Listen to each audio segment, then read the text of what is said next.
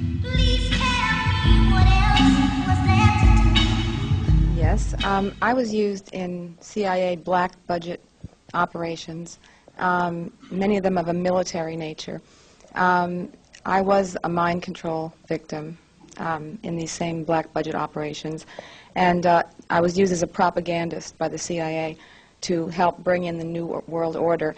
I was actually a media person, I still am, radio and TV and print journalism, and me up through a CIA front company to propagate the New World Order through New Age propaganda. A lot of this New Age material that we see coming out today, it is an Illuminati ploy to bring in the New World Order. It's sort of a diversionary tactic, part of it. It's a way to get people to be complacent and under mass mind control.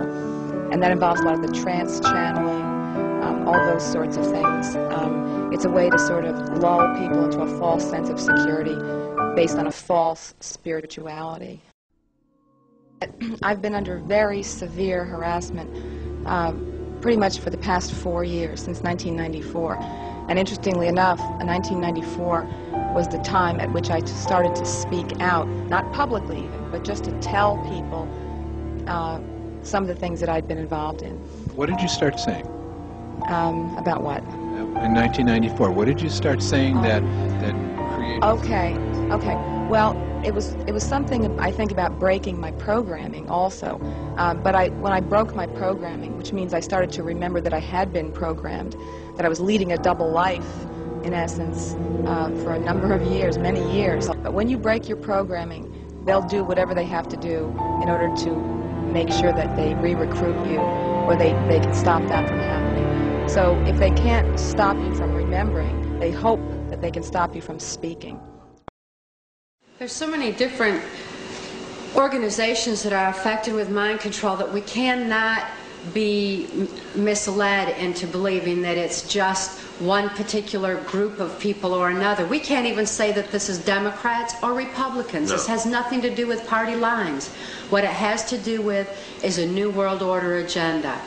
When I was under mind control, before I was rescued and my mind and my memory restored, I was totally robotic. I had no ability to think for myself. I had no ability to question or to reason. I could only do exactly what I was told to do. One thing that I was told to do was to attend a White House cocktail party. This was during the Reagan-Bush administration while Ronald Reagan was president. It was on one occasion in particular that I heard Ronald Reagan talking with then Prime Minister of Canada, Brian Mulroney, who was also involved in this New World Order effort. And he said at that time that he believed the only way to world peace is through mind control of the masses. This is terrifying in proportion, especially when, having experienced mind control, I know that there is no peace of mind under mind control. Without God-given free will, there's no spiritual expression, and I wonder what kind of a so-called world peace can we have where people have no peace of mind, where they have no spiritual expression. It's very frightening in proportion when we consider the ramifications of what all mind control entails. Please tell me what else was there to do.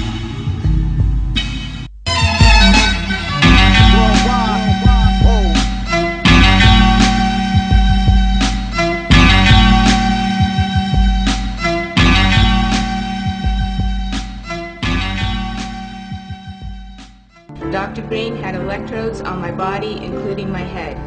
He used what looked like an overhead projector and repeatedly said he was burning different images into my brain while a red light flashed aimed at my forehead. In between each sequence, he used electric shock on my body and told me to go deeper and deeper, while repeating each image would go deeper into my brain, and I would do whatever he told me to do. I felt drugged because he had given me a shot before he started the procedure. When it was over, he gave me another shot.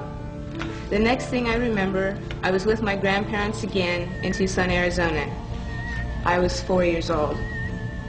You can see from this experiment that Dr. Green used trauma, drugs, post-hypnotic suggestion, and more trauma in an effort to gain total control of my mind.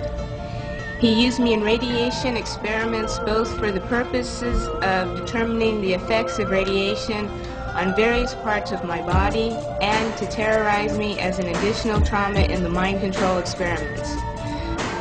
I believe it is by the grace of God that I am still alive. These horrible experiments have profoundly affected my life. I developed multiple personality disorder because Dr. Green's goal was to split my mind into as many parts as possible so he could control me totally.